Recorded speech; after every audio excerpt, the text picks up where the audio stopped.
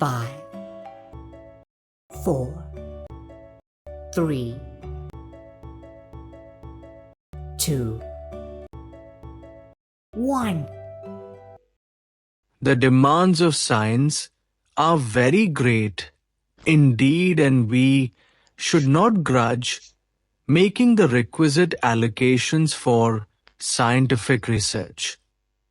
I think Mr. Humayun Kabir was quite right when, at the conference of scientists and educationists, he suggested that at least 1% of the national income should be allocated for scientific research, and so on.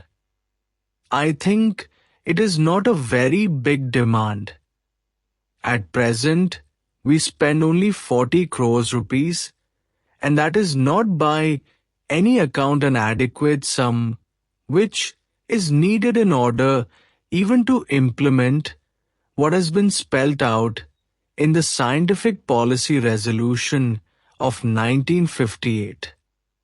What is the use of passing a resolution and declaring from the top of the house to the world and at the same time not making adequate financial allocations in order to carry out the tasks set out in that resolution? Therefore, the blame in this matter largely lies with the government and the cabinet. The cabinet, I do not know, has very many committees under it, but it should pay a little more attention to scientific research, and I think everything should be done in order to meet their financial requirements. The finance minister of the country should be asked to find money for scientific research, because here if you spend money, you extend your exploration of the uncharted resources of our country that will lead to an increase in production. Also, in various other scientific fields, the scientific urge for work will lead to increase in national wealth. Therefore, whatever we may spend today out of our financial resources, or even by deficit financing, if you like, that will be more than rewarded by the rapid strides that we would be making a few years after as a result of scientific investigations, discoveries, and so on. That is very important. We should have a far-sighted view in this matter, and we must try to see beyond our nose. As far as the finance minister is concerned, when it comes to science, he certainly does not see beyond his nose, and that is the trouble with him. Will the Honorable Minister in charge of scientific affairs kindly pull up his colleague in the cabinet meetings and tell him as to how he should pay a little more attention to the problems and requirements of science in the progress of India? We have today, for example, 25,000 persons engaged in scientific work. This is not adequate at all for a vast country like this and a developing country like this. We want to develop apace.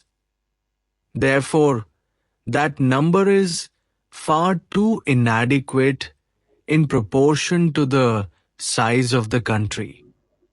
The number of science graduates and technical graduates, again, is not very large. Therefore, these figures can be gone into. I do not wish to take your time by giving these figures, but I think any scientist will tell you that in this matter we have been rather deficient and we are not aware that in order to go ahead in bigger strides, we must put on the field a larger number of scientific workers. And how can it be done unless the entire system is properly organized and the resources are found? Additional funds are, therefore, particularly essential to put into commission a larger number of scientific workers for carrying out the tasks even as they have been set out in the scientific policy resolution. Here, then comes the question of utilization of funds in the most economic manner. I regret to say, from a layman's study of some of the things, that the funds are not being properly utilized. I am not blaming the scientists in this connection. It is the job of the administrators to see that funds are properly utilized, and for one thing they should be based on definite projects within the framework of the national program. There should not be any desultory flow in this or that direction. It should be given a purpose and based on a certain project apart from other things. Therefore, research work has got to be project-oriented in a developing economy such as we have. As I said, the question of coordination is very important and compartmentalization must go. Not that there should not be branches, but there should not be what we understand as compartmentalization. A scientific policy commission should be appointed. I am not in favor of having a minister. In this connection, I must mention about our great private sector. There are some gentlemen of the private sector sitting on this side of the house and that side of the house. We are mixed parliamentarians just as we are a mixed economy outside. Mr. Chairman, the private sector is suffering from a class bias in the matter of science. That is what I say. They direct the scientific research and activity within their sphere from a narrow range of interest and from a narrow motive. I am not advocating a class war in this house.